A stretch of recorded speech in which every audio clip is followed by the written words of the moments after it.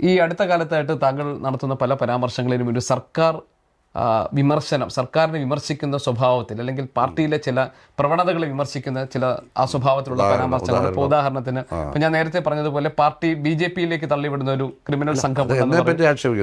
അതെ, അല്ല, പിന്നെ അതേപോലെ തന്നെ ഇത് ഏതാണ്ട് പാർട്ടിയിൽ പഴയതുപോലെ കമ്മ്യൂണിസ്റ്റുകാർക്ക് പഴയതുപോലെ ഒരു പിന്തുണ കിട്ടുന്നുണ്ടോ എന്ന് സംശയം പറഞ്ഞു. സ്വർണ്ണക്കൊള്ളയിൽ കേരളം നമ്പർ 1 ആണ് എന്ന് താങ്കൾ പറഞ്ഞു. കമ്മ്യൂണിസ്റ്റുകാർക്ക് പഴയ പോലെ പിന്തുണ ഉണ്ടോ എന്നുള്ളത് ഞാൻ പറഞ്ഞില്ല, അതല്ല പറഞ്ഞത്. ഞാൻ ആ ഒരു വാചകം വായിക്കട്ടെ. ആദ്യകാലത്തെ പോലെ ഇപ്പോൾ കമ്മ്യൂണിസ്റ്റ് പാർട്ടികൾക്ക് ജനപിന്തുണയുണ്ടോ എന്ന് വിലയിരുത്തണം. അത് നെഹ്റു സെന്റർ ഏർപ്പെടുത്തിയ പ്രഥമ അവാർഡ്. അല്ല, അതിനെന്താ തെറ്റ്?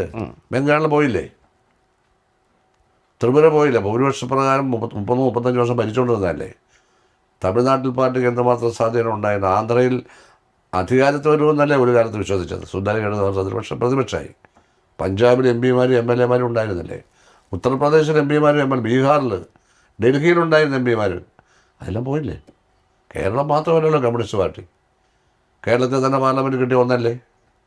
മുമ്പ് ഇതുപോലെ ഒന്നായിട്ടുണ്ട്.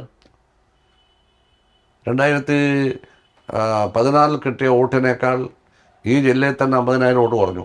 എന്തുകൊണ്ടാണ് പാർട്ടിക്ക് ഇത് സംഭവിക്കുന്നത്? വോട്ട് ചെയ്യാത്തോണ്ട് ജനങ്ങൾ. അതല്ല, അതിന് കാരണം എന്താണ്? ജനങ്ങൾ വോട്ട് കാരണം പല കാര്യം കാണും. സ്ഥാനാർത്ഥികളോടുള്ള പ്രശ്നം കാണും, പൊളിറ്റിക്കൽ സിറ്റുവേഷൻ, ഡെയിലി ഒത്തിരി ഇഷ്യൂസ് ഉണ്ട് ഇതിനകത്ത്. ഇതൊന്നും പാർട്ടിക്ക് എതിരായല്ല, പാർട്ടിക്ക് അനുകൂലമായിട്ടുള്ള കാര്യമാണ് പറയുന്നത്. അത് മനസ്സിലാക്കുന്നതാണ് കമ്മ്യൂണിസ്റ്റ് പാർട്ടിയുടെ പരിശോധന രീതി. അത് മനസ്സിലാക്കാൻ കഴിയാത്തവരോട് ഞാനെന്ത് പറയാം? അപ്പോൾ പ്രഗത്ഭരായ ആളുകളെ പ്രായപരിധിയുടെ പേരിൽ മാറ്റിവെക്കുന്ന ആ തീരുമാനത്തോട് കൈവൊക്കെ ഞാനും ചോദിച്ചതാണ് സ്റ്റേറ്റ് കമ്മിറ്റി. പക്ഷേ ഒരു കാര്യം, ലോകത്ത് വേറൊരു പാർട്ടിയിലും ഇല്ലത്. പ്രായപരിധി ഇല്ലാതെ തന്നെ ആളിനെ മാറ്റിക്കൊണ്ടിരുന്നില്ലേ. എത്രയോ പേര് നടപടിയെടുത്ത് കളഞ്ഞു. പ്രായപരിധിയാണ്. ഞങ്ങൾ അംഗീകരിച്ചു. കാരണം അങ്ങനൊരു തീരുമാനം സ്റ്റേറ്റ് നടത്തുന്നുണ്ടെങ്കിൽ ഞങ്ങൾ അംഗീകരിച്ചു കൊടുത്തു എല്ലാവരും. അത് എത്രമാത്രം ഭാവി ഗുണം ചെയ്യുമെന്നൊന്നും ചർച്ച ചെയ്തില്ല. അത് നടക്കട്ടെ. ഇപ്പം അത് മാറ്റാൻ പോകാമെന്ന് പറയുന്നു. ഗുണം ചെയ്തോ? അല്ല, കഴിഞ്ഞ 50,000 വോട്ട് ഇവിടെ പോയി. ഈ ജില്ലയിൽ മാത്രം 50,000 വോട്ട് കുറഞ്ഞു. ജയിച്ചു.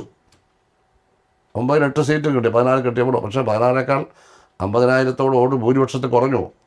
ഇവിടെ 22 എനിക്ക് 23,000 16,000 ചെല്ലാനായപ്പോൾ ഇവിടെ എന്തോ ഒരു കുഴപ്പമുണ്ടായി എന്ന് പറഞ്ഞൊരു പെറ്റീഷൻ.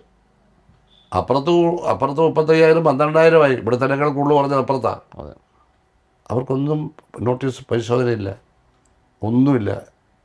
പോയി ഉടനെ പരിശോധന, കരീമിൻ്റെ ഒരു കമ്മീഷൻ, കരീമായൊക്കെ സൗകര്യം പോലെ റിപ്പോർട്ട് കൊടുത്തു. അതവിടെ ചർച്ച ചെയ്തപ്പോൾ ആരും സപ്പോർട്ട് ചെയ്യാനില്ല. അതിൽ താങ്കൾ വേണ്ട രീതിയിൽ പ്രവർത്തിച്ചില്ല എന്ന് കരീമിൻ്റെ റിപ്പോർട്ടല്ലേ? അതെ, കരീമിൻ്റെ റിപ്പോർട്ട് ഞാൻ പറഞ്ഞു. അതെ, കരീമിൻ്റെ റിപ്പോർട്ടാണ് പറഞ്ഞത്. എന്തേ കരീം അപ്പുറത്തൊന്ന് ആലപ്പുഴ അന്വേഷിക്കാതിരുന്നത്? അവിടെ 12,000 അല്ലേ, 35,000 12,000 കുറഞ്ഞല്ലേ. ഇവിടെ 23,000 14,000 കുറഞ്ഞുള്ളൂ. ആപേക്ഷികമായി കുറവ് ഇവിടെ അല്ലേ. എന്തുകൊണ്ട് അന്വേഷിച്ചില്ല? അന്വേഷിക്കേണ്ട കാര്യമില്ല. കാരണം അത് ഐസക്കാണ് മത്സരിച്ചത്, ചിത്രകനല്ല.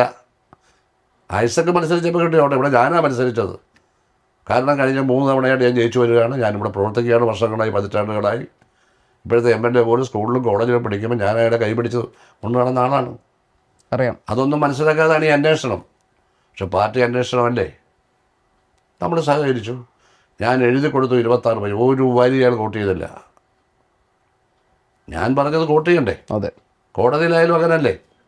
ഒരു വരി കഴിയും കോട്ട് ചെയ്തില്ല അല്ലേ. അയാൾ അവിടെ 1.5 ലക്ഷത്തിൽ നോട്ടില്ല പാർലമെൻറ്റിൽ. ആര് കുറച്ചതാണ് വോട്ട്? എന്താ അന്വേഷിക്കാത്തത്? 40,000 വോട്ടിനാണ് ഐഷ പോയിട്ട് ജയിച്ചത്. അതെ, 8,000 9,000 ഉള്ളൂ ബാലഗോപാലൻ. എന്താ അന്വേഷിക്കാത്തത്? അല്ല, അപ്പോൾ അത് ബോധപൂർവ്വം ഇതിനകത്ത് ഞാൻ ബോധപൂർവ്വമുള്ള വാക്കുകളൊന്നും അല്ല പറയുന്നത്, ഞാൻ വസ്തുതയാണ് പറയുന്നത്. അല്ല, ഇതും വസ്തുതയല്ലേ? അതെ, അത് ഞാനല്ലോ പറയേണ്ടത് അതിനെപ്പറ്റി. ഞാനെന്തിനാ പറയുന്നത്? എന്നിട്ട് ഒന്നുമില്ല, ശ്രദ്ധിക്കണമായിരുന്നു, ഒരു താക്കീത്, ഇത്രയല്ലേ ഉള്ളൂ. എന്നിട്ട് സ്റ്റേറ്റ് കമ്മിറ്റി കഴിഞ്ഞുകൊണ്ട് ഇറങ്ങുമ്പം തന്നെ എന്നെ പിണറായി മേലോട്ട് വിളിക്കുക. കമ്മിറ്റി കഴിഞ്ഞാൽ എല്ലാവരും പിരിക്കും. 8 അജണ്ട ചർച്ച ചെയ്യാനാണ് കമ്മിറ്റി കൂടി. എനിക്കറിയില്ലായിരുന്നു. ഞാനൊന്ന് എന്നിട്ട് എന്ത് ചെയ്തതിന്? 8 അജണ്ട രാവിലെ തുടങ്ങി ഉച്ചക്ക് 4 മണിക്ക് തീർത്ത്. അപ്പോൾ പിണറായി എന്നോട് മേലോട്ട് വിളിച്ചിട്ട് കാര്യമില്ല. സുധാകരൻ അവിടെ PKC ചന്ദ്രനാനന്ദൻ ഉപയോഗിച്ചപ്പോൾ അദ്ദേഹം മരിച്ചു പോയായിരുന്നു. ആ മുറി സുധാകരനുള്ളതാണ് അവിടെ ഇരുന്നുകൊണ്ട്.